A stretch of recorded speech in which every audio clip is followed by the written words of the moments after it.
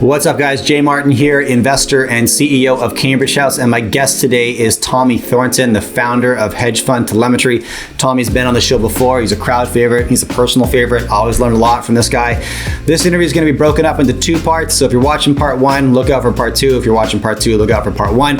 We cover a ton of stuff, including how to stress test market sentiment, big curiosity of mine, and then we went into some big China discussions, which are super fascinating given the recent headlines we've seen there.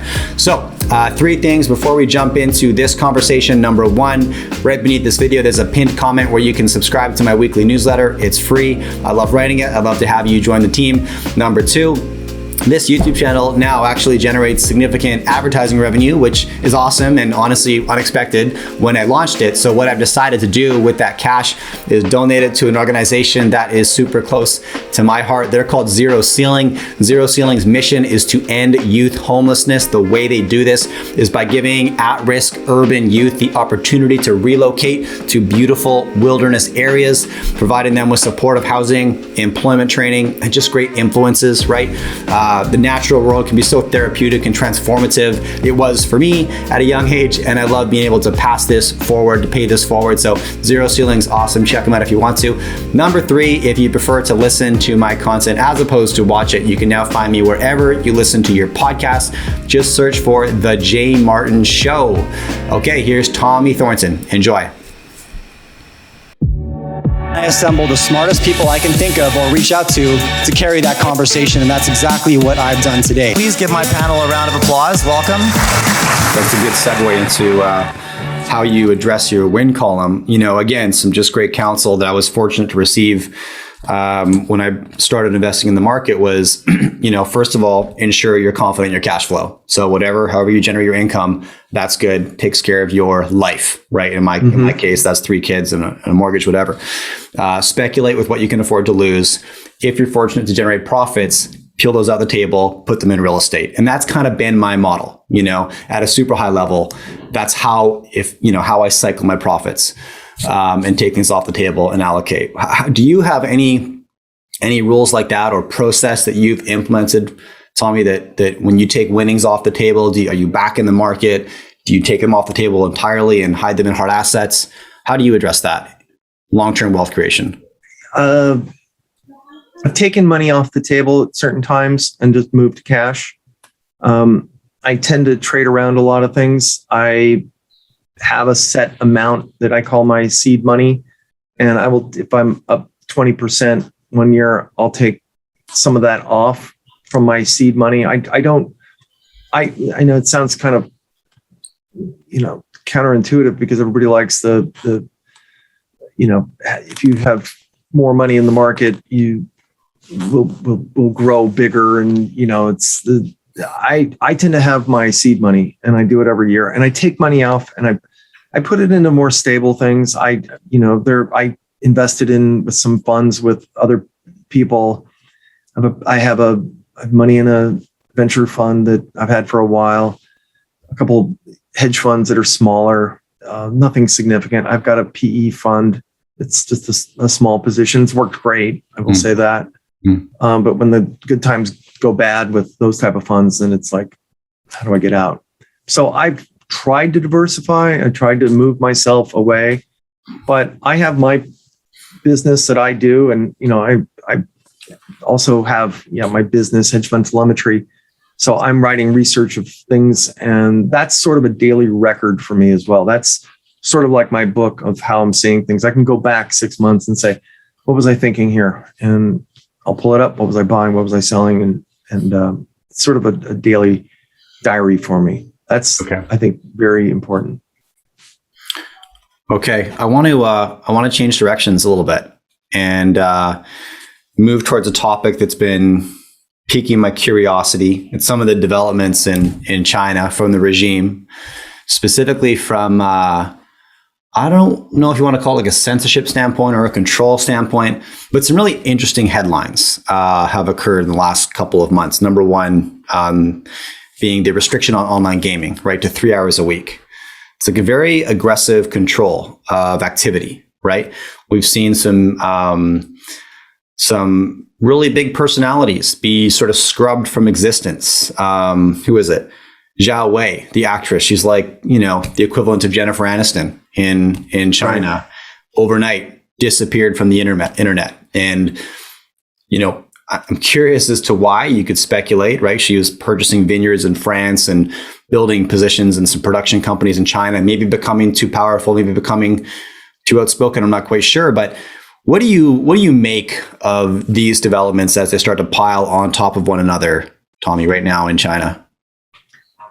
I think, I live in the United States. I believe we are, for the most part, a free country to say what we want to say. And that's a great freedom. That's completely different in China. And that's the way they control their population. And they also control their economy in that regard as well. And, not just this actress that was scrubbed from the internet. And it's really like, I told my wife and my kids, I'm like, look at this girl, 25-year career, the Reese Witherspoon, Jennifer Aniston of China, tons of movies. You can't find her name anymore on anything. They've scrubbed it. You can't get it. And, it's a censored economy. You don't have Google there, Facebook, the social media is non-existent, that you can say something and it's not, knocked out. Look, US corporations are scared to death of China. They're scared. Apple is scared of China. They will do anything they have to do to appease China and change something in their app that will censor something in China. Look at the NBA. Remember, was it in 2020? Some NBA general manager of Houston Rockets said something negative, like it was sort of innocuous, not really like anything that big, but he just like stand with the people of Hong Kong. And China went apeshit crazy, thinking, "Oh my God!" And the NBA basically just, the sponsors, Nike and all these others were sort of put into the doghouse. They had restrictions, and then you had LeBron James, who's the spokesman for the NBA, sort of, "Oh, we love China, it's all fine," and they're paying a lot of money for the NBA's product, and you also have Hollywood. I mean, think about the amount of films today that have Chinese characters that are, they're financed by Chinese companies, and Hollywood censors movies differently than what they put out in the Western world, what goes into China, and it's different. And Jack Ma, the richest man in China at one time, was outspoken about a few things, and he's disappeared as well. And he's his company that he built successfully, looking at Ant Financial, was going to go public, and China said no, not happening. And Jack Ma has been, he's sort of exile. He has tons of assets in the U.S. He owns so much land in New York State. It's just incredible. And he paid whatever he needed to pay because he just wanted money out of China in case there was an escape out of there. So China's doing a lot of heavy, strong-handed moves with video games. I mean, look, I probably think that's a good thing for kids to, not be on video games 24/7. It's parents' responsibility, in my view. But regardless, it's strong-handed, and what they're doing with all the other big tech moguls, I don't think it's going to stop. And now today, they came out again and said, we are banning crypto transactions, and we're going to go after those mining Bitcoin. And the problem that they're going to have is the bigger people in China use VPNs to get around those restrictions, but they're serious. And my friend Julian Brigden he's a strong macro guy, knows tons of people all over the world. He told me months ago, he said, China from the top down, and you know who the top down is going after these companies. They are going to strong hand these, the free speech and these companies. So it's either, they're saying you either are with us or you're not. So let's look at it this way. There's a big car company in the US and in China, Elon Musk's company. He says things all the time that are very favorable to China on Twitter. He's bowing to the Chinese. He knows he can say things about Biden, whatever he wants, and get away with it, but he can't in China. And that, if he ever did, would be the end of Tesla in China. And that's the root of the fear, right? When you talk about, some of the US's most prolific entrepreneurs, CEOs, having a deep-seated fear of offending the Chinese regime, it's a fear of losing that consumer base. Is that correct? Yeah, H&M, Nike, they've had problems, and those Nike's a great example. They take these incredibly forward-thinking, controversial type ad campaigns in the US, but God forbid they ever do something like that in China, because it would be over. Over. I don't think it's going to stop. I think it's going to continue. They're very serious about this, and it's going to sting. And I worry that it's going to hit some larger US companies. What if they came and said, look, Apple, we're going to put some restrictions on you? That's the nuclear bomb in this market. If they did something with Apple, I don't necessarily anticipate that, but if that happened, look out. What do you think would be the approach there in some kind of a hostile move against one of North America's biggest companies like Apple? Do you think the move would be to somehow stonewall them within China? Would it be some kind of a, backwater hostile takeover? What would you see occurring there, Tommy? Yeah, it would be more like a campaign. They've done it a little bit in the past, where it'd be more buy Chinese, buy China, China first. Right. And they could put some restrictions on some more of their technology on their phones or other products.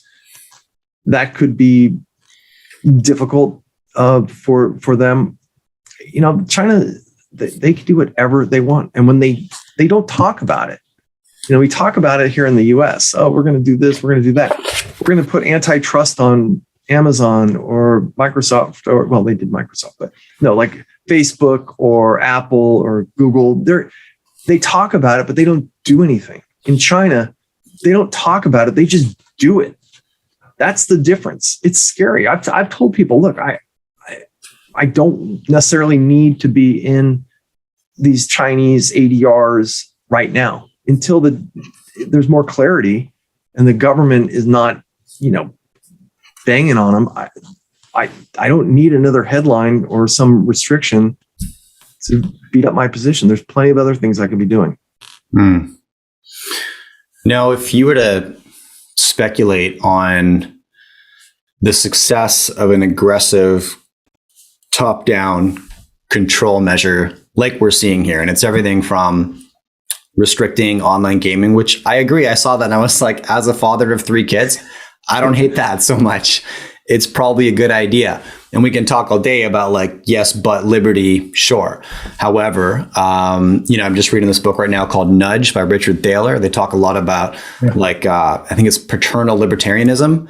It's subtly suggesting better decisions to people, but not restricting the bad ones. Maybe just the way we architect our choices could be done with people's better interests in mind. This is different in China. It's more of it's going to be this way. But everything from scrubbing, a lot of male superstars that they deem to be too effeminate are now being scrubbed as well, and they're trying to craft the culture in a certain way, right? Which is interesting to watch. And there's no way to know, I guess, how this plays out in the long run. But do you have any thoughts on that? Just in the how sustainable is this, a program like this? Well, one of China's biggest fears, the government's biggest fears, is to lose control of certain aspects of society. Ant Financial was a really good example because they were circumventing certain areas of the Chinese banking system and lending system, and they had a lot of very sensitive data on their customers that the Chinese government, their thought was, this has become more of a security risk for the Chinese government. Now, I don't see this stopping, and they're going to put more restrictions on the Chinese people and make the problem. I mean, I don't know, I'm going to speculate here. The problem I see is that when you put more restrictions on people trying to control them, it will become a more uncontrollable situation when something breaks. Now, it could be this housing situation that's starting to, seeing these builders and giant corporations blow up or not make payments. Evergrand is, it's a time bomb. They missed their payment, their U.S. denominated payment yesterday. And that's my worry, is that my concern would be the more power they put on top of their people, the more restrictions, there could be an uprising. Just what they're trying to stop could boil up into some larger uprising in the future. Right. Okay, let's pull on that thread. Is Evergrande, for context, today is September 24th. Is Evergrande a Lehman Brothers moment? Big question on Twitter right now. Every situation is different. I don't necessarily think it's a Lehman Brothers moment because I think it will be a slower moving event. I mean, I could be wrong, but the Chinese government they'll probably not, outwardly put money into paying the dollar-denominated debt. I doubt that. Okay. It will be managed over months and years to perhaps restructure this. If I'm wrong, and I could be, I'm not an expert in this. I've read a lot about it. And it does start to unwind faster, and society becomes more upset because their houses or apartments that they have paid for aren't built, and they've lost money investing into these. And the property bubble in China has been a long-standing situation that many, many macro people have speculated that it's going to come to a boiling point and blow up. And maybe we're starting to see that right now. And I think there's a lot of, when you have a large asset like a Lehman or Evergrande blow up, it takes down other banks or funds or other places that you didn't know were invested in there. And everything's also levered up in this world that it's like you wake up and you go, how are they getting blown up in this thing? And who knew? It could be a US bank or, BlackRock that could, wake up and say, yeah, we've got Evergrande exposure and oops. And that cascades. So I that's the worry. But, Lehman Brothers was also an event that happened partly because nobody liked Dick Fold. Nobody liked this guy. And he was really an arrogant guy, made a lot of mistakes, but other banks did very similar mistakes, over leverage. But he also didn't bail out back in 1998 when long-term capital was looking for capital. Long-term capital actually is like a mile away from me, the old building when it blew up. And I didn't live here. But it's right next to my car wash, so I always like to see long-term capital building. I just start to laugh. But Lehman didn't borrow or lend money to long-term capital. All the other banks did. All the Fed and all the other big banks remembered that. And so when Lehman was in trouble, they didn't come to the rescue. And remember also Bear Stearns, Washington Mutual, Merrill Lynch, all these others were in AIG, others were blowing up at the same time. And Lehman was left alone. They let him blow it up. And maybe that was the example. Maybe Evergrand is the example that they're going to let blow up. And so other, similar businesses and corporations, take down some leverage, fix their balance sheets, stop doing the insane, idiotic practices and building that's been going on for years. So that Lehman Brothers was a moment that people learned from in the banking industry. And I think that there's a lot of reasons why Lehman blew up. Yeah. And it wasn't necessarily just over leverage. It was, Dick Fold was not a pleasant guy. Right.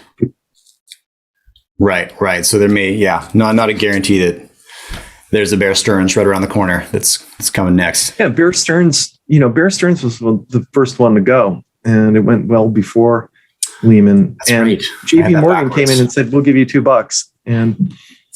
or was it $1? I don't know, something just ridiculous. And this is kind of a funny story. I'm going to deviate a little. One of my friends was the head trader of Bear Stearns, and he went to JP Morgan. And after that all blew up, I mean, it was a tragic time for really good people. Bear Stearns was a very good firm. I had a lot of very good close friends and business people that I traded with every single day. But my friend, who was the head trader, was having lunch months after everything blew up with Ace Greenberg, who was the head of Bear Stearns. And JP Morgan was coerced to offer $10 a share. $2 was just too, like, you're stealing this. They already did steal it, but. And Ace said to my friend, he goes, "Hey, $10. This is after Lehman blew up.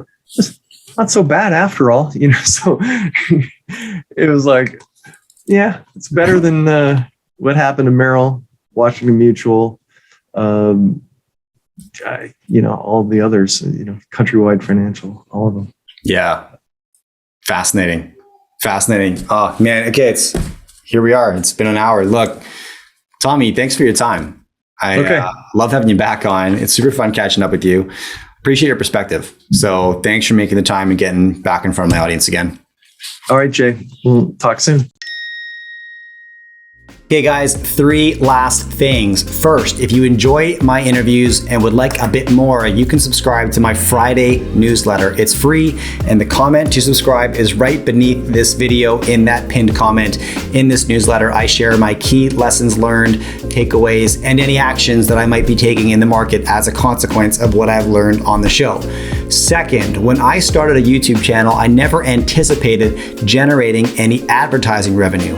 But coincidentally, I do now, which is awesome. And so what I've decided to do is donate this to an organization that is very close to my heart called Zero Ceiling. Their mission is to end youth homelessness. The way they do this is by providing young people experiencing homelessness with supportive housing, employment, professional support, life skills, and outdoor adventure. Because often young people in urban centers with no resources will never get the opportunity to experience wild places, nature that can be so transformational, and absolutely was for me. Third, if you prefer to listen to my content, you can now find us wherever you listen to podcasts. Just search for The Jay Martin Show.